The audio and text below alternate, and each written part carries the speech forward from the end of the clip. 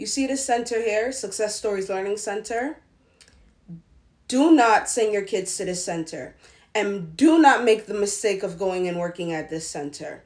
It's located on Rockaway Parkway on Avenue L in Canarsie, Brooklyn. The man who owns this center, his name is Francois Blue. His little accomplice, her name is Caroline Forrester.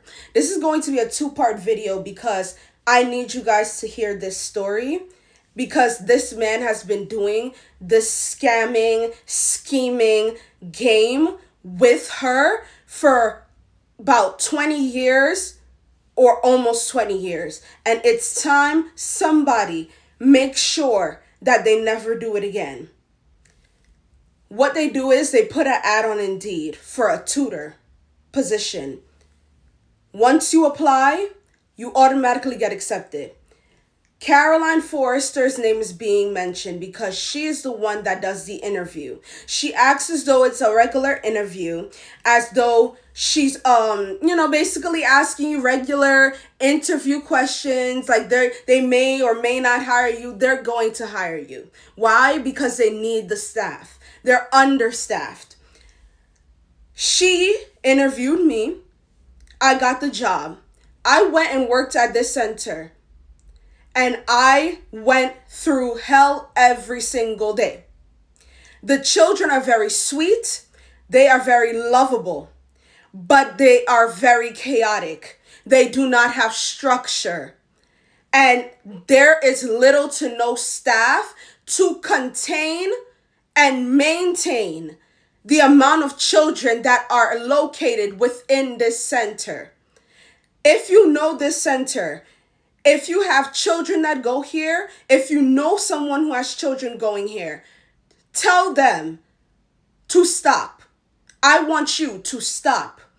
If you think of applying to this job, if you see it on Indeed, make sure you look for the name. Stop. Do not apply.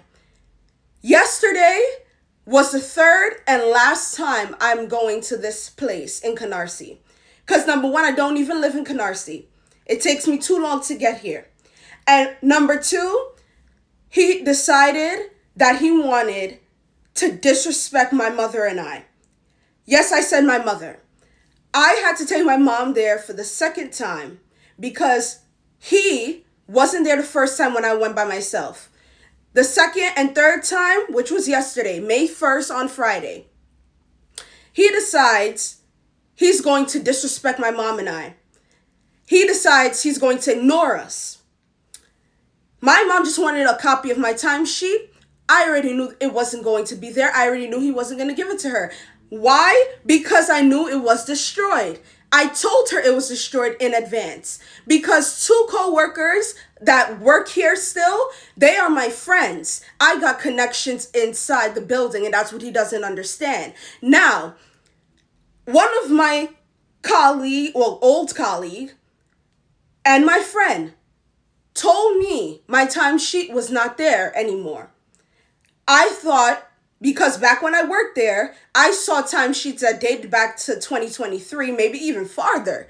So 2023, 4, 5, 6, it's all there, So I said to myself, and I said to her, maybe I'll go in for myself and look for myself because I know probably got mixed up within 2023, 2024 pile.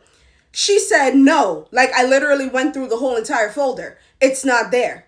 Your name is not there. So that means, and because it wasn't an electronic timesheet, because they are out of date with a lot of technology, they don't even do that, they don't even do direct deposit.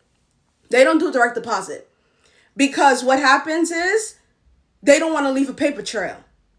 You know what I mean?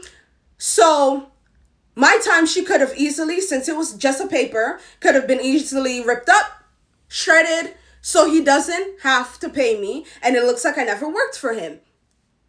Yesterday we go, and he decides to tell my mom, oh, I'm going to call the cops on you. If you know my mom, if you know my parents, my mom said to him, fine, I'll dial the number for you. So she called the cops. Then soon after, he called the cops. And when the cops came, it was very funny because you would think they would be on his side, given that we were around his center and he's the owner. But it was a tall cop guy and it was a short cop lady. And the short cop lady was actually laughing just as much as my mom and I was. Because the tall cop guy that was her partner, she had him interrogate the man. And the man, which is Francois Blue, had little to no information to give to the cop. The cop asked him valid information about my timesheet, my check, and even my check number. And every question that was asked, he didn't have anything to say. Even when they first asked, does she work here? He went in a very, very whisperous type of tone, just so no one can hear, not even the cops. To the point where the cop lady said, okay, so she used to work here. Like, just get to the point.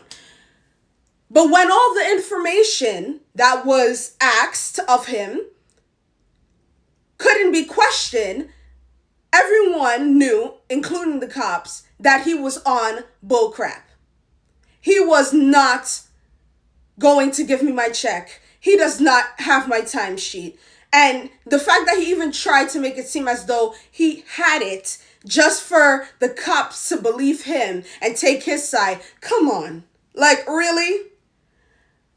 But all in all, regarding my check, now I have to go to the labor board, dispute a claim, and I have to most likely potentially take him to court because tomorrow makes a month that I haven't gotten my check.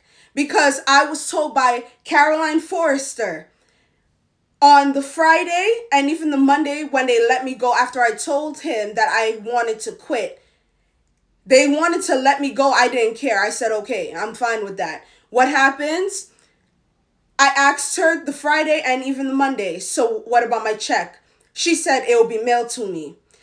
When I called her, after calling him, he said to call her. I called her. I asked her to read me my address, word for word. She read me my address, word for word, number for number, all the way down to my apartment number. Yet it still couldn't be mailed to me. It still couldn't be sent to me. They didn't even need to mail it to me because I can go to the center myself. But they insisted on doing that because they didn't think that I would come back. But I did. And now it's bothering him. But as I said, this is going to be a 2-part video. So on to the next part.